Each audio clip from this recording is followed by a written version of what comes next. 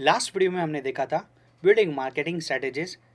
इस वीडियो में हम देखेंगे इंपॉर्टेंट टर्मिनोलॉजीज इन डिजिटल मार्केटिंग।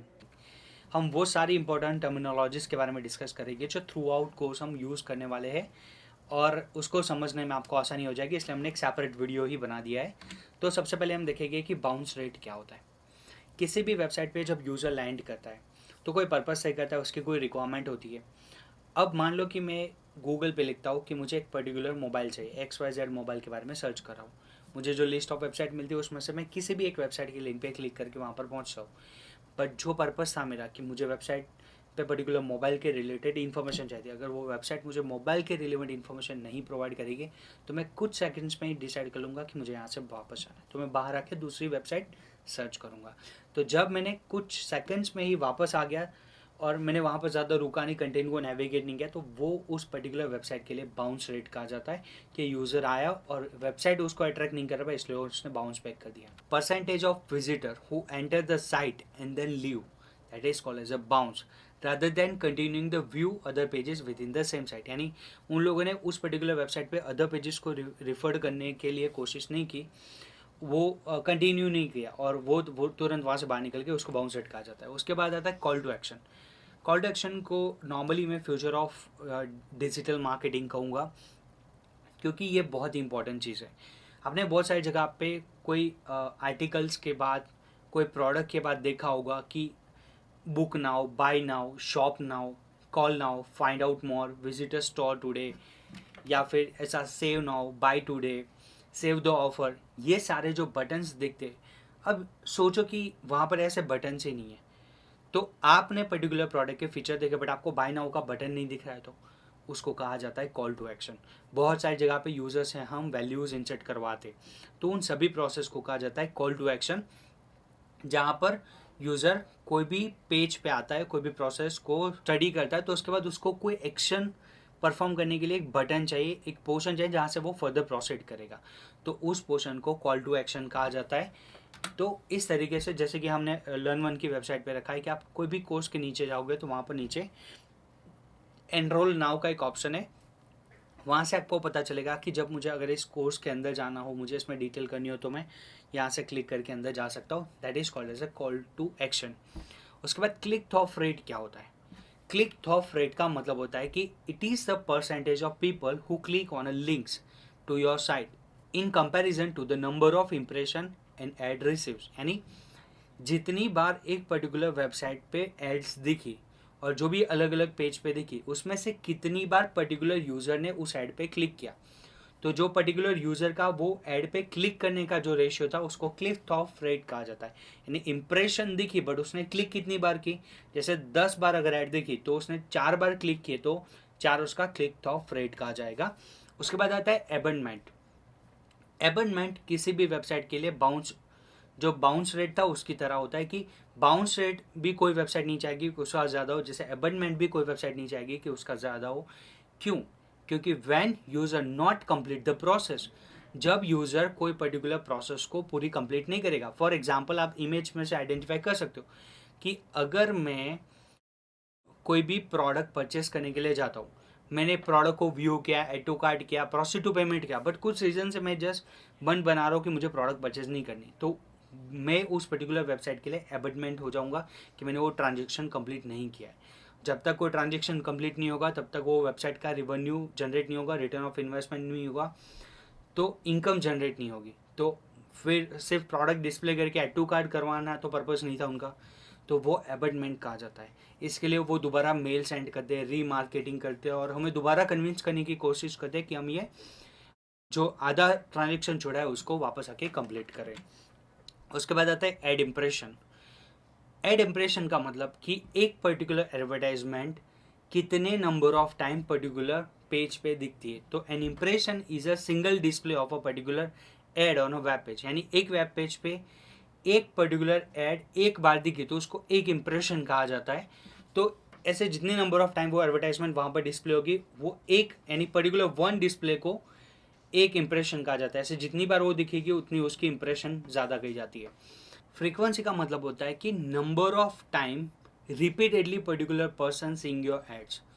क्योंकि अगर एक ही टाइप की ऐड आप एक ही पर्सन को बार बार दिखाते रहोगे तो वो शायद बोर हो जाएगा। तो ये हमें फ्रीक्वेंसी जानना बहुत ज़रूरी होता है कि एक पर्टिकुलर ऐड पर्टिकुलर एक पर्सन को कितनी बार व्यू हो रही है, और जो नंबर ऑफ टाइम उसको व्यू हो रही है उस पर्टिकुलर नंबर ऑफ टाइम को फ्रीक्वेंसी कहा जाता है। उसके बाद आता है कन्वर्जन रेट। कन्वर्जन रेट किसी भी वेबसाइट के लिए बहुत ही इंपॉर्टेंट एस्पेक्ट्स होता है। The number of customer who have completed transaction divided by the total number of website visitor, यानी जैसे कि 100 लोग आए, उसमें से 30 लोगों ने पर्टिकुलर ट्रांजेक्शन को कंप्लीट किया या फिर पर्टिकुलर प्रोसेस को कंप्लीट किया वेबसाइट पे, तो वो 30% उस पर्टिकुलर वेबसाइट का कन्वर्जन रेट हो जाएगा। वैसे 1000 लोग आए तो आउट ऑफ कितने लोग उसमें से परचेस कर रहे, तो उस वेबसाइट का कन्वर्जन रेट उसको कहा जाएगा। फॉर एग्जांपल, अगर 1000 लोग में से 30 लोग परचेस कर रहे, बट अगर मैं कुछ और इफ़ेक्टिव चीज़ें अप्लाई करके उस कन्वर्जन रेट को 1000 में से 300 तक ले जाऊँ, तो मेरी एफर्ट से वो लिमिटेड है। मैंने वही एफर्ट लगाई है जो 1000 लोगों को लाने के लिए लगानी पड़ती थी, बट मुझे जो रिटर्न ऑफ इन्वेस्टमेंट मिलेगा वो 30 से लेकर 300 का मिल सकता है। तो आप समझ सकते हो कि कन्वर्जन एक वेबसाइट के लिए कितना इंपॉर्टेंट है, और इसी से हम कह सकते हैं कि रिटर्न ऑफ इन्वेस्टमेंट जनरेट होता है। उसके बाद आता है ट्रैकिंग पिक्सल। ट्रैकिंग पिक्सल एक 1 मल्टीप्लाई बाय 1 पिक्सल स्मॉल एक इमेज होती है जो ट्रैकिंग पर्पस के लिए यूज़ होती है। फॉर एग्जाम्पल, मैं अगर एक अमेज़ॉन पे एक स्पीकर की प्रोडक्ट है उसको मैं व्यू कर रहा हूँ, मान लो कि कुछ रीज़न से मैंने सिर्फ व्यू किया बट परचेज नहीं किया है, मैं वापस निकल गया, अब मैं दूसरी वेबसाइट पे जा रहा हूँ, तो आपने देखा होगा कि बहुत सारी बार ऐसा होता है कि आप जब अदर वेबसाइट पे जाते हो तो वो एडवर्टाइजमेंट वो प्रोडक्ट आपको फॉलो करती है। डिस्प्ले ऐड के अंदर आपको वही प्रोडक्ट दिखेगी जो आपने वहाँ पर अमेज़ॉन पे व्यू किया था। तो ये पॉसिबल होता है ट्रैकिंग पिक्सल के ज़रिए। जब भी आप किसी प्रोडक्ट को व्यू करते हो तो उस पर्टिकुलर प्रोडक्ट को व्यू करते ही एक ट्रैकिंग पिक्सल स्टोर हो जाता है, और जब भी आप दूसरी साइट्स पे जाते हो तो वो ट्रैकिंग पिक्सल आपको फॉलो करता है और उसके रिलेवेंट ही आपको वो आईडी को मैच करके उसके रिलेवेंट ही आपको इमेज दिखाई करेगा और प्रोडक्ट को मार्केटिंग करता रहेगा। तो इस तरीके से रीमार्केटिंग अगर आपको करना है कस्टमर के बीच में तो ट्रैकिंग पिक्सल बहुत इंपॉर्टेंट प्रूव हो सकता है। उसके बाद आता है cost per acquisition. In a simple word अगर मैं कहूँ तो how much it cost per goal completion, यानी मुझे अगर एक पर्टिकुलर गोल कंप्लीट करना है तो वो मुझे कितनी कॉस्ट करेगा, उसको कॉस्ट पर एक्विजिशन कहा जाता है, CPA। जैसे कि मुझे एक पर्टिकुलर कैंपेन रन करना है और मुझे इतने नंबर ऑफ यूज़र इतने नंबर ऑफ ट्रैफिक लाने हैं, तो मुझे क्या कैंपेन रन करना पड़ेगा, क्या कीवर्ड प्लान अप करना पड़ेगा, ओवरऑल उसका CPA कॉस्ट पर एक्विजिशन क्या होगा और कितना नंबर ऑफ मैं रिटर्न ऑफ इन्वेस्टमेंट जनरेट कर पाऊंगी उसे, तो उसको कहा जाता है कॉस्ट पर एक्विजिशन। उसके बाद आता है LTV जिसको लाइफ टाइम वैल्यू कही जाती है। हम बहुत सारी सर्विसेज और बहुत सारे मीडियम के ज़रिए कस्टमर को बार बार कन्विंस करने की कोशिश करते हैं। कुछ जगह पे ऐसा हो जाता है कि कस्टमर हमारी प्रोडक्ट और सर्विसेज से इतना इम्प्रेस हो जाता है कि हम उससे एक एजम्पशन करते हैं कि एक पर्टिकुलर कस्टमर से हम कितना LTV life time value achieve कर रहे हैं, यानी कस्टमर लाइफ टाइम वैल्यू इसको कहा जाता है, जिसमें lifetime value is a prediction of the net profit attributed to the entire future relationship with the customer. यानी मैं एक कस्टमर के साथ अगर इतने लंबे टाइम तक रिलेशन बिल्डअप करके रखूँ और मैं प्रॉपरली उनके बीच में रीमार्केटिंग करता रहूँ तो मुझे कितना प्रॉफिट मिल सकता है, उसका एक प्रिडिक्शन करना होता है जिसको लाइफ टाइम वैल्यू कहा जाता है। तो ये लाइफ टाइम वैल्यू जितनी हम अच्छे से प्रिडिक्ट करेंगे और उस तरीके से हमें पता चलेगा कि हमें रिटेंशन के लिए या फिर रीमार्केटिंग के लिए क्या एफर्ट्स लगानी पड़ेगी अगर हमें ये LTV को अचीव करना है तो। उसके बाद आता है बैनर एडवर्टाइजमेंट और डिस्प्ले ऐड, जहाँ पर आपने बहुत सारी जगह पे देखा होगा, जैसे ये पर्टिकुलर वेबसाइट पे यहाँ पर डिस्प्ले ऐड दिख रही है, ऐसे आपको भी बहुत सारी जगह पे गूगल के द्वारा पोस्ट की जाने वाली डिस्प्ले ऐड दिखेगी।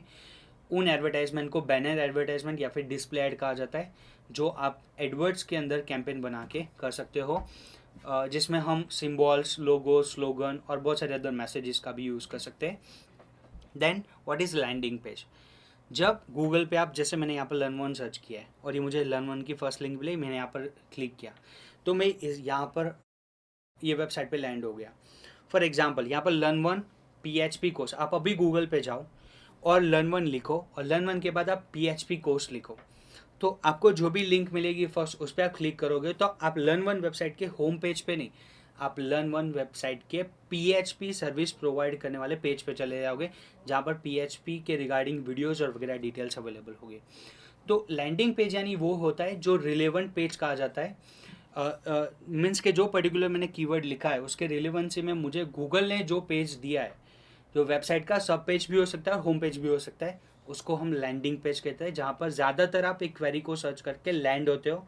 अगर लैंडिंग पेज इम्प्रेसिव हो तो कस्टमर जब लिंक पे क्लिक करेगा तो उस पर रुकेगा। अगर मैं यहाँ पर क्लिक कर रहा हूँ, मुझे यहाँ पर PHP की इन्फॉर्मेशन दिख रही है, तो मैं लर्न वन की साइट पे ज़्यादा रुकूंगा। बट अगर वहाँ पर PHP के रिलेवेंट इन्फॉर्मेशन नहीं होगी तो डेफिनेटली मैं वहाँ से बाहर आ जाऊँगा। तो आप अभी यहाँ पर जाके क्लिक करोगे तो आप उस पर्टिकुलर कोर्स के लिंक के थ्रू लर्न वन पे आ सकते हो। उसके बाद ऑर्गेनिक रिजल्ट क्या होता है? जैसे जो सर्च इंजन ऑप्टिमाइजेशन होता है वो ऑर्गेनिक और इनऑर्गेनिक दोनों तरीके से होता है। तो जब गूगल पे दो पार्टीशन आपको मैं दिखा रहा हूँ कि जब भी कोई क्वेरी लिखी जाती है और स्टार्टिंग में AD करके जो भी लिंक्स आती है, तो उन सभी AD से प्रीसीड करने वाली लिंक्स होती है वो पेड होती है। और राइट हैंड साइड पे जो आपको ये एरिया दिखता है वो भी पेड एरिया होता है, जहाँ पर बहुत सारी लिंक्स होती है। बट मिडल्स में जिसके सामने AD नहीं लिखा है, जो AD से प्रीसीड नहीं कर रही है, जो सिर्फ अपने कंटेंट को, अपनी सर्विस को और अपने रेटिंग्स को, रिव्यू को इम्प्रूव करके लिस्ट में पे आती है और पर्टिकुलर सर्विस के अगेंस्ट में डिस्प्ले होती है, उनको मैं ऑर्गेनिक कहूँगा, यानी फ्री। ये पेमेंट के जरिए होता है और ऑर्गेनिक फ्री होता है, जिसके लिए आपको सिर्फ अपनी वेबसाइट के कंटेंट और सर्विसेज को इम्प्रूव करना होता है। सो ये ऑल टर्मिनोलॉजीज आपको हेल्प आउट करेगी ड्यूरिंग फुल कोर्स। अगर आपको कोई भी डाउट हो तो आप ये सारी चीज़ों को रिवाइज कर सकते हो।